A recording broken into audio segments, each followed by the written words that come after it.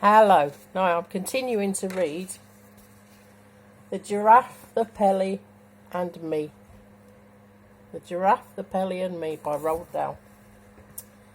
I tried to catch some sign or sound of movement inside the house, but there was none. Until all of a sudden, out the corner of my eye, I noticed that one of the windows on the top floor was slowly beginning to open outwards. Then a head appeared at the open window. I stared at the head.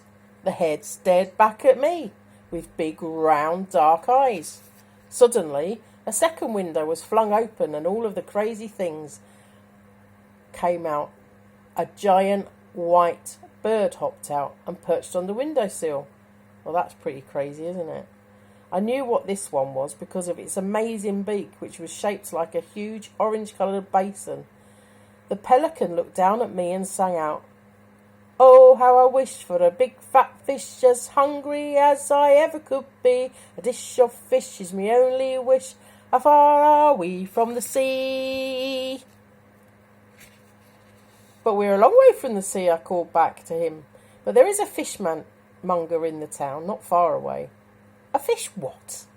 "A fishmonger." "Now what on earth would that be?" asked the pelican.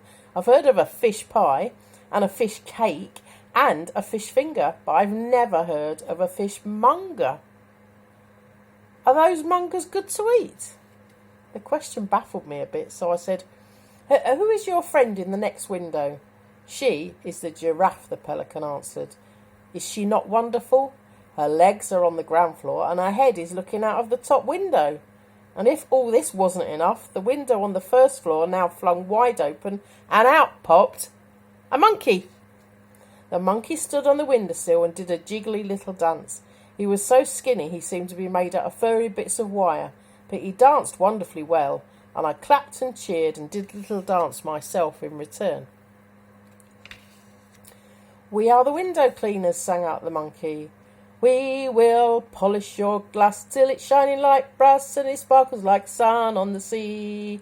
We are quick and polite, we'll come day and night, the giraffe, the Pelly and me. We're a fabulous crew, we know just what to do. We stop work to drink tea, all our windows glow. And when we give 'em a go, the giraffe, the Pelly and me. We use water and soap, plus some kindness and hope, but we never use ladders, not we. Who needs ladders at all when you're 30 feet tall? Not giraffe, not Pelly, not me."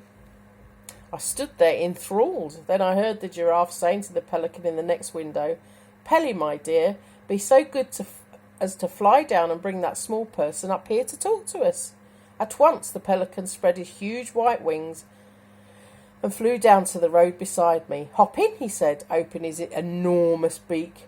I stared at the great orange beak and backed away. "Go on," the monkey shouted from his window. "The Pelly isn't going to swallow you. Climb in." I said to the pelican, "I'll only get in if you promise me not to shut your beak once I'm inside." "You have nothing to fear," cried the pelican. "And let me tell you why. I have a very special beak have I. You'll never see a beak so fine. I don't care where you go. There's magic in this beak of mine. Hop in and don't say no." "Well, I will not hop in," I said, "unless you swear on your honour you won't shut it once I'm inside. I don't like small dark spaces. When I have done what I'm just about to do," said the pelican, "I won't be able to shut my beak. You don't seem to understand how my beak works." "Show me," I cried. "Watch this," cried the pelican. I watched in amazement as the top half of the pelican's beak began to slide smoothly back into his head until the whole thing was almost out of sight. "It bends and goes inside the back of my neck," cried the pelican. "Is that not sensible? Is that not magical?" "It's unbelievable," I said. "It's exactly like those metal tape measures my mum's got at home. When it's out, it's straight. When you slide it back in, it bends and disappears." "Precisely," said the pelican. "You see, the top half is no use to me unless I'm chewing fish. The bottom half is what counts, my lad. The bottom half of this glorious beak of mine is the bucket in which we carry our window cleaning water. So if I don't slide the top half away, I'd be standing round all day holding it open. So I slide it away for the rest of the day. Even so I'm able to speak. And wherever I've flown, it's always been known as the pelican's painted beak. I want to eat fish, that's my favourite dish. All I do, I give it a tweak on the blink of an eye. Out it pops and the cry, it's the pelican's painted beak. Patented, not painted. Silly Mick. Stop showing off down there, shouted the monkey from the upstairs window. Hurry up and look, bring that small person up to us. The giraffe is waiting. I climbed onto the big orange beak, and with a swish of the wings, the pelican carried me back to the perch on the windowsill. The giraffe looked out the window at me and said, How do you do? What's your name? Billy, I told her.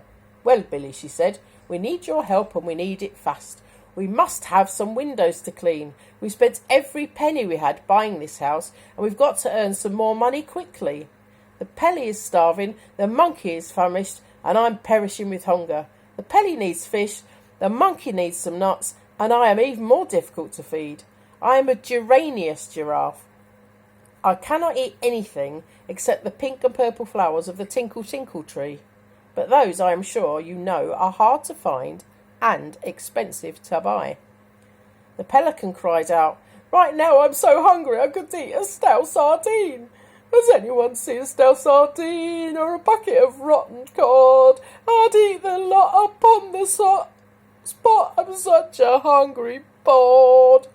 Every time the pelican spoke, the beak I stood in jiggled madly up and down. And the more excited he got, the more it jiggled. The monkey said, Well, that Pelly's really crazy about salmon. Yes, yes, cried the pelican. Salmon!